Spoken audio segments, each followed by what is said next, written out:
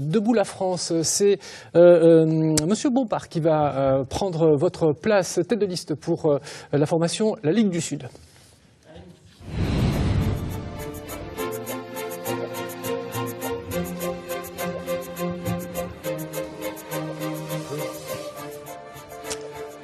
Bonjour Jacques Bompard. Merci d'être avec nous. Il y aura donc une liste Ligue du Sud aux élections régionales. Votre liste s'appelle l'Union des droites, au pluriel évidemment. La droite, c'est vous, ni Christian Estrosi, ni Marion Maréchal Le Pen, ni Debout la France, comme on vient de l'entendre. Je crois que nous vivons dans un monde de 10 heures. Le monde politique est un monde de 10 heures. Et nous prétendons représenter le monde des faiseurs, des gestionnaires. J'ai été élu président d'un groupe de la majorité du conseil régional il y a un certain nombre d'années et la région marchait bien à l'époque. Je suis maire d'Orange depuis 20 ans. Cette ville est la plus sûre de la région, une des plus sûres de France. Il n'y a plus d'endettement et les impôts baissent tous les ans. Oui, oui. Alors vous dites effectivement que le modèle c'est Orange, où vous êtes élu depuis 1995 et réélu à chaque fois au premier tour, de façon relativement triomphale. Mais la région, malgré tout, c'est quand même fondamentalement différent d'une commune de 37 000 habitants. Non, pas du tout. Pas du tout. C'est une collectivité locale et rien ne ressemble plus à une collectivité locale qu'une autre collectivité locale.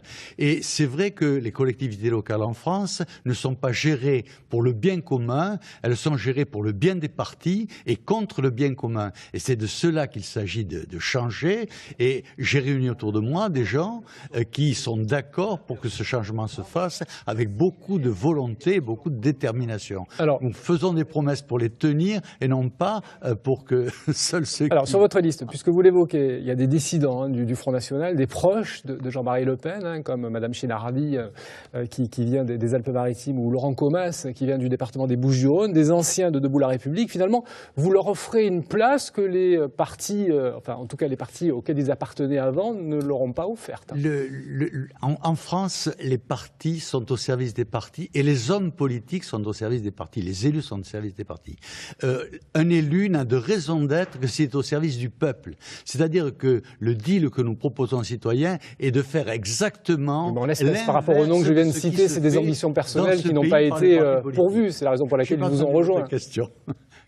Je n'ai pas entendu votre question. Je disais par rapport à Mme Chénardi ou Laurent Comas, c'est leur dissidence envers le Front National et des places qu'on ne leur a pas proposées qui font qu'ils se sont retrouvés chez vous. Il est bien certain que si le Front National n'était pas un parti comme les autres, les personnes que vous avez citées ne travailleraient pas avec moi. C'est parce que ce parti-là est un parti comme les autres jacobins qui n'a que les seuls soucis du parti que les choses évoluent. Et en cela, je dois remercier le Front National de me permettre de défendre des idées qui ne sont plus défendues dans ce pays. Vous êtes député à l'Assemblée nationale, vous êtes assis juste à côté de Marion Maréchal Le Pen.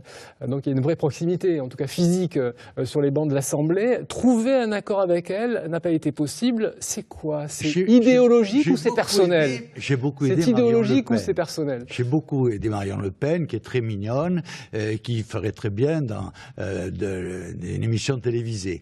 Mais le Front National a une conception totalitaire, une conception totalitaire, et elle accepte qu'on la serve, mais elle n'accepte pas de travailler avec des partenaires. Donc c'est ce problème-là. Le Front National est un parti comme les autres. Je pense que c'est pas le lieu d'en débattre longuement, parce que c'est sans intérêt. Une fois qu'on a dit ça, oui, en même temps, vous laissez la porte ouverte à une fusion des listes au deuxième tour si vous atteignez la barre des 5%. L'Assemblée nationale, sur 577 députés, je sois le seul à défendre la vie. Oui. Je sois le seul à défendre les lois naturelles. Or, si les fondements du combat politique ne sont pas placés sur la défense de la vie et sur la défense des lois naturelles, eh bien, on bâtit un monde qui est non humain, inhumain. Et en même temps, vous ouvrez la porte, si vous atteignez la barre fatidique des 5%, pour fusionner avec la liste de Marion Maréchal Le Pen. Enfin, là, je cite vos propos, là. De la peau de l'ours avant de l'avoir tué.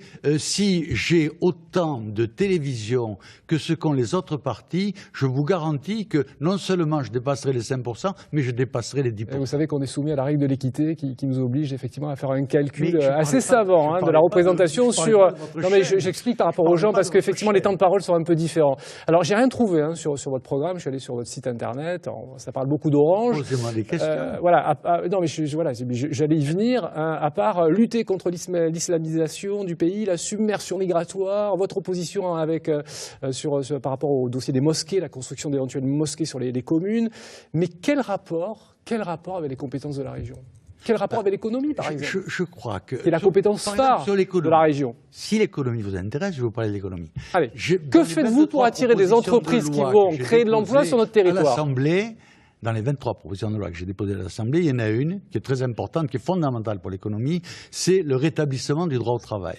Nous sommes dans un pays où les gens qui ne travaillent pas gagnent autant, sinon plus, que les gens qui travaillent. C'est un cercle vicieux, parce que cela détruit l'entreprise. Nous proposons à la place de cela un cercle vertueux, que tout le monde se remette au travail et qu'on produise la richesse, et à ce moment-là, qu'on partage la richesse et qu'on élève le niveau de vie au lieu de le diminuer, comme ça se fait. Que faites-vous pour attirer des entreprises qui créent de l'emploi sur notre territoire? Je vous le dis, arrêtez d'oppresser les entreprises, les libérer d'une somme de textes ahurissantes, les plus importantes qu'il y a dans le monde. Nos entreprises, on les empêche de travailler, on leur vide les poches par une fiscalité la plus élevée du monde et dans le même temps, on accueille toute la misère du monde. On mène une politique de malades mentaux. Nous sommes gouvernés par des gens qui ne sont pas sur Terre, qui ne sont pas cohérents. Et ce que nous proposons, c'est de remplacer l'incohérence par la cohérence. Merci Jacques Bompard. On va accueillir maintenant